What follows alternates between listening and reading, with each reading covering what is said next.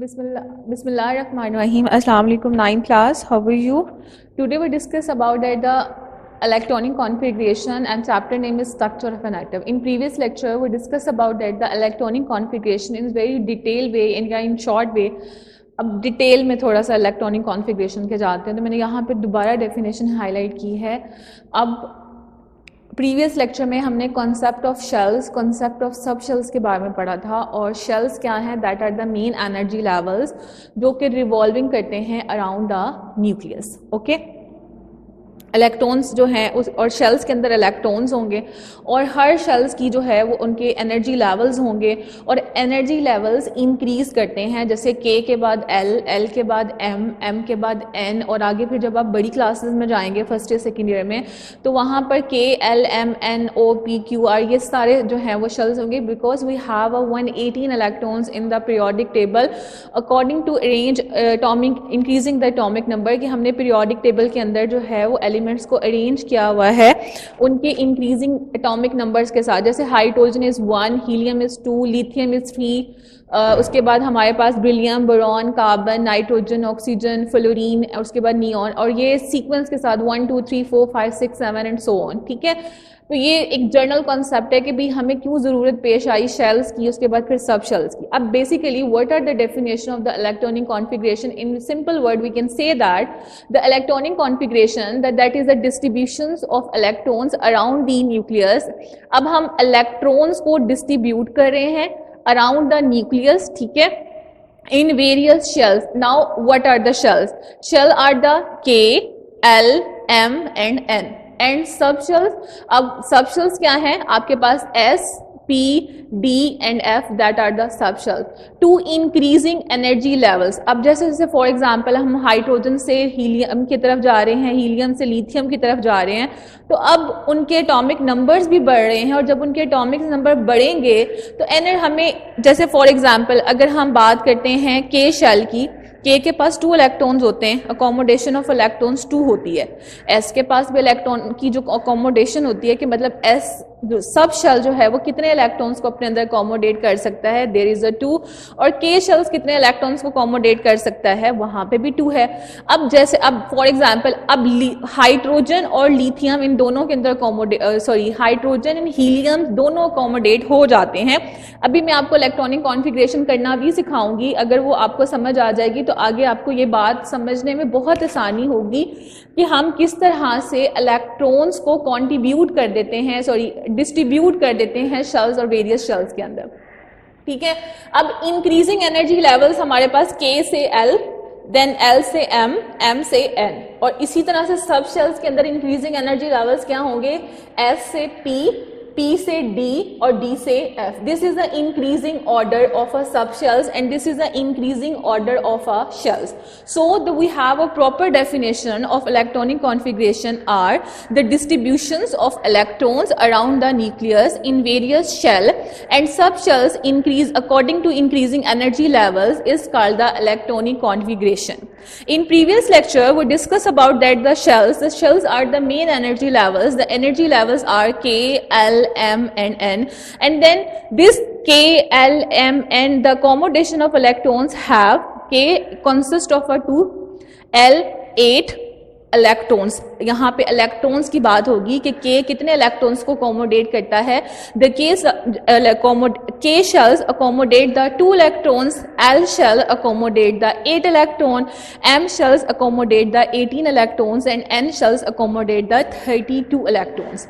And this is also important for your MCQs point, and MCQs आ सकता है आपके पास कि M shells के अंदर कितने इलेक्ट्रॉन्स अकोमोडेट हो सकते हैं? 18. Now we discuss about that the subshells. हमने ये भी बात पढ़ी थी कि K के पास कितने सब शेल्स होंगे. K के पास एक सब शेल्स होगा and which name are the S. L के पास 2 सब शेल्स होंगे and which name is S and P. M के पास 3 सब शेल्स होंगे which are S, P and D. और N के पास 4 सब शेल्स होंगे, S भी होगा, P भी होगा, D भी होगा और F भी होगा. नाउ अब हमने ये देखना है कि जिस तरह से शेल्स के पास अकोमोडेशन ऑफ इलेक्ट्रॉन्स ये आते हैं 2, 8, 18 एंड 32, तो सब शेल्स के अंदर क्या आएंगे? सब शेल्स में S के पास 2 इलेक्ट्रॉन्स की अकोमोडेशन हो सकती है. ठीक है, इसके अलावा हमारे पास पी सब शेल्स के अंदर जो है वो 6 इलेक्ट्रॉन्स अकोमोडेट कर सकते हैं इजीली, एंड डी के पास जो है डी सब शेल्स के पास जो है वो 10 इलेक्ट्रॉन्स अकोमोडेट कर सकते हैं, और एफ के पास 14 इलेक्ट्रॉन जो है वो क्या कर सकते हैं, अकोमोडेट कर सकते हैं। अब ये सारी बातें मैंने प्रीवियस, ये वाला पार्ट मैंने इसलिए लिखा है ताकि आपको ये समझने में आसानी हो जाए और आपको अपना प्रीवियस लेक्चर भी याद हो। ओके, अब यहाँ पे मैंने एक ऑर्डर लिखा हुआ है, that are based on the electronic configuration on the base of subshells, ठीक है। अच्छा, अब मैंने आपको ज्यादा से ज्यादा जो एग्जांपल दी होंगी वो सोडियम से रिलेटेड दी होंगी कि सोडियम के पास 11 इलेक्ट्रॉन्स होते हैं, ठीक है। अच्छा, मैंने यहाँ पे लिखा sodium, and sodium atomic number is 11। अगर मैं आपसे कह रही हूँ कि आपने सोडियम के 11 इलेक्ट्रॉन्स को डिस्ट्रीब्यूट करना है शेल्स के अंदर, अब शेल्स आपके पास क्या हैं, K, L, M और N, और accommodation of electrons क्या है, the K have 2 electrons, L have 8, M have 18 और N has 32, ठीक है। तो सबसे पहले K, L और M, मैंने ये शेल्स लिखे हैं इंक्रीजिंग ऑर्डर्स के साथ, पहले K आएगा एंड देन फिर L फिर M, ठीक है। अच्छा, अब मुझे 8 इलेक्ट्रॉन, अब इन 11 इलेक्ट्रॉन्स को कॉन्ट्रीब्यूट करना है। पहले के अंदर कितने हो जाएंगे, 2, दूसरे के अंदर 8। अब 8 + 2 कितने हो गए, 10। अब मुझे सिर्फ एक इलेक्ट्रॉन्स को अकोमोडेट करना है, हालांकि M shells they have to accommodate the 18 electrons, लेकिन मुझे सिर्फ एक की जरूरत है, तो मैं यहाँ पर एक इलेक्ट्रॉन लिख दूंगी, ठीक है। अब जो न्यूक्लियस के करीब है वो K शेल है, ठीक है, और जो न्यूक्लियस से दूर है, जो न्यूक्लियस के करीब होगा वो इनर होगा, और जो न्यूक्लियस से दूर होगा वो क्या होगा, outer. And this is your outermost shells of the sodium atom, and this is a inner shell. तो हम यहाँ पे लिख देंगे ये आउटर है और ये क्या है, inner, because they are nearest to the nucleus and they are far away from the nucleus, ये न्यूक्लियस से काफी दूर है, that reason we can say that this is the outermost shell and this is the inner shell, okay। अच्छा, अब ये तो आपने इलेक्ट्रॉन्स को डिस्ट्रीब्यूट कर दिया शेल्स के अंदर। अब अगर हमने डिस्ट्रीब्यूट करना है, इसी को मैंने डिस्ट्रीब्यूट करना है इलेक्ट्रॉन्स को, 11 इलेक्ट्रॉन्स को मैंने डिस्ट्रीब्यूट करना है according to the sub shells. Now the sub shells are S, P, D and F, ठीक है। तो मैंने यहाँ पे एक सीक्वेंस बनाया है, ठीक है। अब वो सीक्वेंस क्या है, 1s2, जो कि मैंने प्रीवियस लेक्चर में डिटेल के साथ उसका एक टेबल बनाया था, कि अगर आपने वो प्रीवियस लेक्चर सुना होगा तो आपको ये समझने में आसानी हो जाएगी। अच्छा, अब सीक्वेंस किस तरह से लेंगे, मैं यहाँ पे लिखूंगी and you must know about the atomic number. अगर जब तक आपको एटॉमिक नंबर याद नहीं होंगे आप कभी भी इलेक्ट्रॉनिक कॉन्फ़िगरेशन को फाइंड आउट नहीं कर सकते। और एटॉमिक नंबर्स क्या है, the element, the number of proton is equal to, हमारे पास जो है द नंबर ऑफ प्रोटॉन जो होंगे वो इक्वल होंगे, एंड नंबर ऑफ प्रोटॉन जो है वो क्या करेंगे, that is present in the nucleus, ठीक है। तो ये हमारे पास क्या कहलाएगा, एटॉमिक नंबर्स कहलाएंगे। अच्छा, and atomic number is presented by the Z, first chapter में हमने ये बात पढ़ी थी। अब हमारे पास ये है 11। अच्छा, अब सबसे पहले सीक्वेंस लेते हैं, सबसे पहले मुझे ये चाहिए। अब ये ऑर्डर भी मैंने वहाँ पे प्रीवियस लेक्चर में बनाया हुआ था, दोबारा से मैं आपको बता देती हूँ। ये हमारे पास N है, the N are the energy levels, ठीक है, represented by the N, first energy level, second energy level, third energy level. अब इसके पास हमारे पास, अब क्योंकि हमने ये बात पढ़ी है कि पहला सबशेल कौन सा है, S, तो I can accommodate the 1 S, S and S, मतलब सबसे पहले हम S को अकोमोडेट करेंगे। उसके बाद दूसरा सबशेल कौन सा है, P, तो मैंने यहाँ पे अकोमोडेशन ऑफ P किया। ये बात हमने पढ़ी है कि S के पास कितने सबशेल्स होते हैं, S के पास कितने इलेक्ट्रॉन्स की अकोमोडेशन होती है, S के पास 2 इलेक्ट्रॉन्स की अकोमोडेशन होती है, P के पास 6 होती है। अब देखिए S के ऊपर मैंने 2 इलेक्ट्रॉन्स को लगाया, 2 जो है वो नंबरिंग की हुई है, क्योंकि S जो है वो अकोमोडेट कर रहा है 2 इलेक्ट्रॉन्स को, और ये जो 1, 2, 3 है that are the energy levels. और इसी तरह से हमारे पास 2p हमारे पास इस तरह से आ जाता है, और p के अंदर कितने अकोमोडेशंस ऑफ इलेक्ट्रॉन्स होते हैं, 6 होते हैं। तब उसी इंक्रीजिंग ऑर्डर से सीक्वेंस किस तरह से होगा, सबसे हम पहले लेंगे 1s2, ठीक है, फिर हम लेंगे 2s2, देन 2p6। अब जरा इसको काउंट करते हैं कितने नंबर्स हो गए, 6, 7, 8, 9, 10, ठीक है, 10 हो गए। अब हमें यहाँ पे अगर आप देखें तो यहाँ पे 3s1 है, लेकिन हमें अब कितने इलेक्ट्रॉन्स चाहिए, हमें 1 इलेक्ट्रॉन्स चाहिए, तो हम यहाँ पे लिखेंगे 3s1, ये सीक्वेंस होगा, ठीक है। अब मैंने आपको दोनों तरह से बता दिया है कि अगर हमने इलेक्ट्रॉन्स को डिस्ट्रीब्यूट करना हो शेल्स के अंदर तब क्या करेंगे, अगर हमने डिस्ट्रीब्यूट करना हो इलेक्ट्रॉन्स को इन सब शेल्स तो then we carry this method, but this method is more famous, या उसको आप कह लें ज़्यादा इस्तेमाल होता है, usable as compare to the shell से, ठीक है। अब बेसिक रिक्वायरमेंट्स क्या होंगी writing the electronic configuration, the basic requirements are, सबसे पहले you must know that the number of electron in atoms, आपको पता होना चाहिए कि नंबर ऑफ इलेक्ट्रॉन्स जो ऑफ एटम्स के अंदर कितने इलेक्ट्रॉन्स हैं।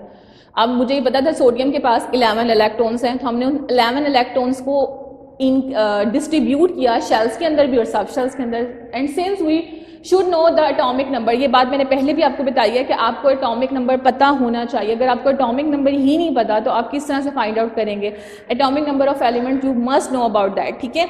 उसके बाद sequence of shells and sub shells और according to increasing energy levels, अब इंक्रीजिंग, अब S के बाद P के बाद D के बाद F, ये सब शेल्स की बात हो रही है। इसी तरह से अगर हम शेल्स की बात करेंगे तो K के बाद L के बाद M के बाद N, okay. Sequence of shells की बात करते हैं। The shells closest to the nucleus, जो शेल्स होते हैं वो न्यूक्लियस के करीब होते हैं ऑफ द मिनिमम एनर्जी, और उनके पास मिनिमम एनर्जी होती है, ना कम ना ज्यादा। Since the K shells is closest to the nucleus, और जो के शेल होता है वो न्यूक्लियस के करीब होता है, thus the energy of shells increase from K to onward. अब के टू ऑनवर्ड क्या है, के बाद एल के बाद एम के बाद के के बाद एल होगा, एल के बाद एम होगा, एम के बाद एन होगा। This is the increasing order of the shells on the base of के, एल, एम और एन, ठीक है। अच्छा, अब हम सीक्वेंस ऑफ सब शेल्स की बात करते हैं। The filling of electrons in the sub shells of a shell in such that s sub shell is first, मतलब जब हम फिलिंग करेंगे तो सबसे पहले हम एस सब शेल्स को फिल करेंगे और उसके बाद पी सब शेल्स को फिल करेंगे और पी के बाद डी और डी के बाद एफ को, और ऑर्डर क्या होगा, एस के बाद पी के बाद डी और डी के बाद F, and this is the increasing order that is converted in या शिफ्टेड टूवर्ड द एस के बाद पी के बाद डी। देखें अब यहाँ पे एस के पास 2 इलेक्ट्रॉन्स की कॉम्बिनेशन है, देन 6 से 10, 10 से 14, तो ये इंक्रीजिंग ऑर्डर्स हैं। अब एक एग्जांपल है हमारे पास विच इज अ 2.1, उन्होंने हमें एक स्टेटमेंट दिया हुआ है, right the electronic configuration of element having the 11 electrons. ये मैंने पहले इसीलिए बता दी ताकि आपको ये समझने में आसानी हो जाए। उन्होंने हमें कुछ नहीं बताया हुआ कि कौन सा एलिमेंट, उसने कहा कि कोई ऐसा एलिमेंट है जिसके पास 11 इलेक्ट्रॉन्स है, उस 11 इलेक्ट्रॉन्स को आप किस तरह से अकोमोडेट करेंगे। तो सबसे पहले देखते हैं, हमें सबसे पहले पता होना चाहिए, अब ये दोनों तरह से हम करेंगे, ठीक है, शेल्स की बेस पे भी करेंगे और सब शेल्स की बेस पे भी करेंगे। First of all the electron will go to the shells, electron सबसे पहले किसके अंदर फिल्ड होंगे, के के अंदर। अब के के अंदर कितनी अकोमोडेशन ऑफ इलेक्ट्रॉन्स हैं, 2। उसके बाद अकोमोडेशन ऑफ 2 इलेक्ट्रॉन्स को पॉसिबल करेगा और पॉसिबल है भी, and after that the electron will go to the K shell, और उसके बाद जो बाकी के इलेक्ट्रॉन्स बचेंगे वो एल शेल के पास चले जाएंगे, और एल शेल के पास जो इलेक्ट्रॉनिक कॉन्फ़िगरेशन एल शेल के पास जो अकोमोडेशन ऑफ इलेक्ट्रॉन्स है दैट आर द 8, ठीक है। तो अब यहाँ पर 8 आ गया, 8 + 2 इज इक्वल टू द 10। अब एक इलेक्ट्रॉन बचा और जो एक इलेक्ट्रॉन होगा वो m के पास चला जाएगा, हालांकि m के पास इलेक्ट्रॉन अकोमोडेशन ऑफ इलेक्ट्रॉन 18 है, but we needed only the 1, तो हमें एक इलेक्ट्रॉन्स को यहाँ पे अकोमोडेट करेंगे। अब इसको काउंट करेंगे, 8 + 2 10 + 1 11। अब हमें ये फाइंड आउट करना है कि एटॉमिक पीरियोडिक टेबल के अंदर ऐसा कौन सा एलिमेंट जिसका एटॉमिक नंबर 11 है, और वो कौन सा है, सोडियम, ठीक है। ये तो हो गया शेल्स की बेस पे। अब सब शेल्स की बेस पे करते हैं। सब शेल्स में सबसे पहले हमारे पास आएगा 1s 2 2s 2 and 2p 6। Now पहले काउंट कर लेते हैं, 6 7 8 9 10 and we needed the s 3s 1। Now count that 6 7 8 9 10 and 11।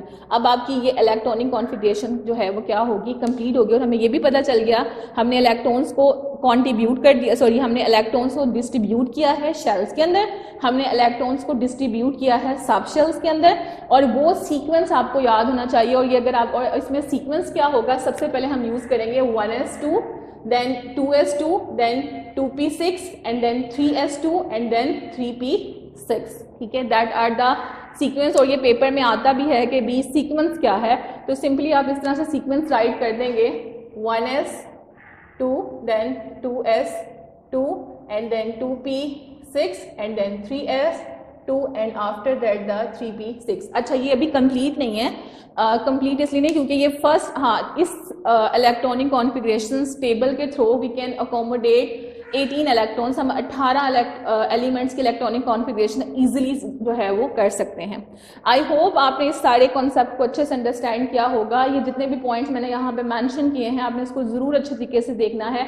Specially ये वाला टेबल, बहुत इसमें से एमसीक्यूज क्वेश्चंस आते हैं, और ये वाला टेबल के शेल्स के पास कितने सब शेल्स हैं, उनकी क्वांटिटी क्या है, 1 है, 2 है, और के शेल्स के अंदर कितने कॉमोडेशन ऑफ इलेक्ट्रॉन्स होते हैं, एस के पास कितनी होती है, ये सारे आपने अपनी बुक पे जो है वो राइट करने हैं। तब तक अपना बहुत सारा ख्याल रखिएगा। अल्लाह हाफिज़।